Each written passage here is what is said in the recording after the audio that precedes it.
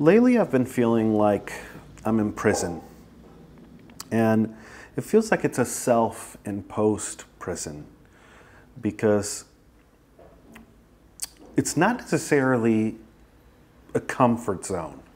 It doesn't feel comfortable. It basically has this feeling of fear where it's self-imposed because it's almost like I don't trust myself if I am out, if I free myself from it. And so it feels restrictive and it feels like I want to get out, but then at the same time, I don't feel I trust myself outside of this prison. And of course, this is all relating to health and weight loss.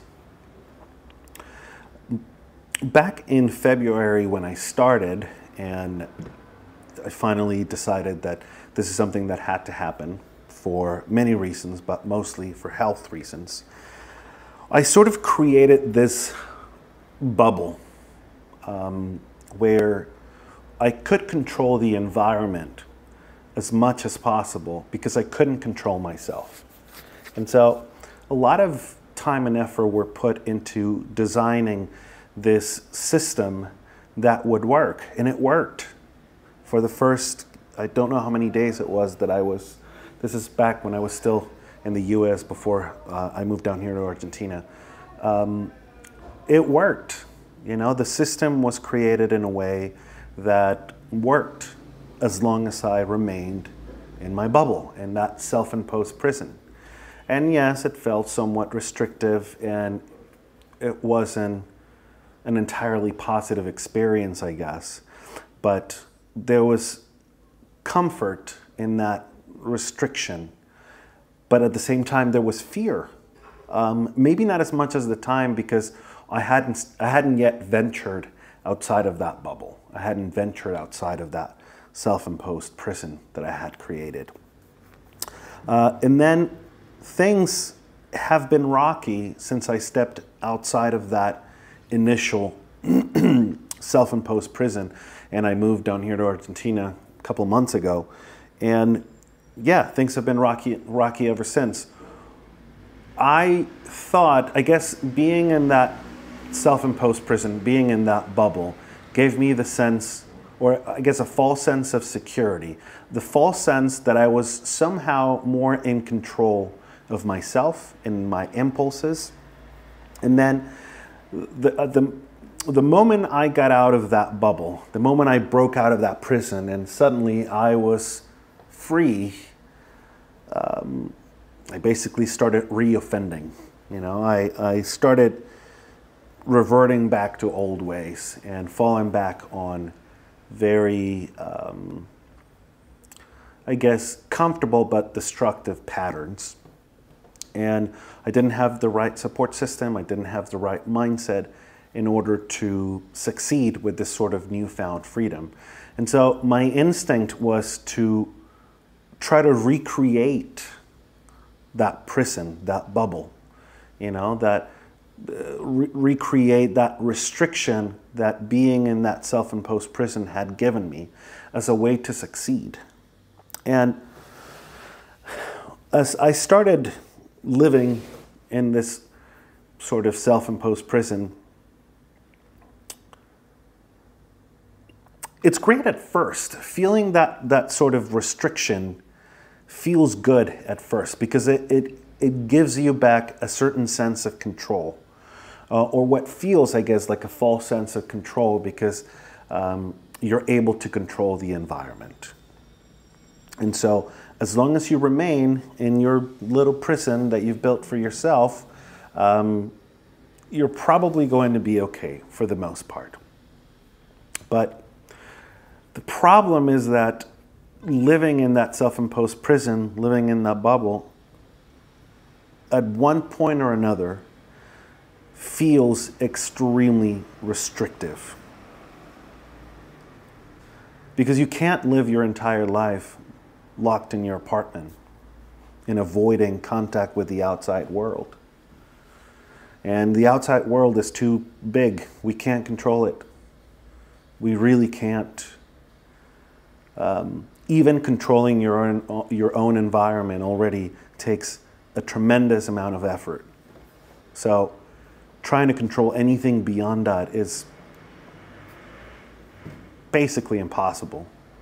Unless you had like limitless resources, I guess, And that starts making me feel really discouraged, because it really feels like I may never be able to be free and escape this self-imposed prison. And that if I want to reach my goals in terms of health and weight loss, I need to continue to live in this self-imposed prison. And, that's an upsetting thought. And, I've been giving this a lot of thought. This is something that I'm not necessarily actively thinking about all day, but it's always sort of like ruminating in the back of my mind. And something started to dawn on me a little bit that sort of shifted my perspective on it. And this is something that I'm still sort of working on. I'm still working through those thoughts and feelings, but it's interesting to think about those feelings, feeling like you can't help yourself in some areas and not in others. And let me explain what that means. For all my food and sugar addiction and all my faults when it comes to choosing the right foods and the right nutrition for myself, I don't like ice cream. And I know that it is, ice cream seems to be a huge one for people in general. Like something that I know plenty of people whose biggest issue is ice cream. I just don't like it. I don't like it. I've had a weird aversion to milk my entire life. I'm okay with dairy. My body can process it well. And I like certain cheeses, but anything like, milk is completely out of the question. It grosses me out. Fine milk, the idea of milk, gross. Which is, again, weird that I'm okay with certain kinds of cheeses. In fact, I love certain kind of cheeses, but like a cream cheese or anything super creamy, yogurt, anything like that, can't do it. And ice cream falls into that category. And so I don't feel like I'm going to have to overcome the temptation of ice cream. There's no temptation. I don't struggle with it at all. And, this is a kind of food that arguably is delicious. I mean, who doesn't like ice cream? Every time that I talk to someone about not liking ice cream, I always get these weird looks, because who doesn't like ice cream? And so it's just interesting to think how those temptations, like some temptations are stronger than others in that way. On the other hand, Yolima doesn't have any real food addictions. So to her, it's not really that big a deal. And so she doesn't feel that. And for the longest time, I thought, I don't have that, until I realized I do have it. I just don't have it with certain kinds of foods, but I do have it with others. How can we apply that mindset to this, to these things? I don't know. It seems weird, and I don't know if it's doable. I mean, there have to be a lot of psychological things behind it, but it's interesting to not feel that need, that pull, that impulse towards something as ubiquitous as ice cream. Not just ubiquitous, but so something that's loved by everyone and that is everywhere. Yet I do feel the pull in a different direction with other things. And so I think I keep going back to sort of this theme that we're having this week, I guess, in terms of the right mindset, finding a way to unlink those impulses from the behavior in the same way that I don't even think about ice cream, ever. Is that possible? I really don't know. I'm just posing the question, and it would be interesting to hear what you think. To think about being able to, I don't know, I've never been in jail, and I've never, and I don't have any impulses to steal anything. And so we don't deal with those things. And most of you probably don't have them either. But some people struggle with that, and it's just interesting to think about it in those terms. For some people, it's such a strong thing, it's almost unavoidable. And then for others, it isn't. Same thing in each of us. The impulses to do something are so great, yet those same impulses don't apply to something else that is a huge problem for someone. And is there a way to find a way to uncouple that, to unlink, de-link, I don't know what the word is, those thoughts from those actions? And that's definitely something that I think is crucial for this, because if we ever want to get out of that cell, if we want to break out of this self-imposed prison that we've created, that I've created for myself in order to try to be successful, then there's always going to be that struggle the moment we step out. And that basically defeats the purpose. So, I don't know. That's definitely something that I'm going to be working on.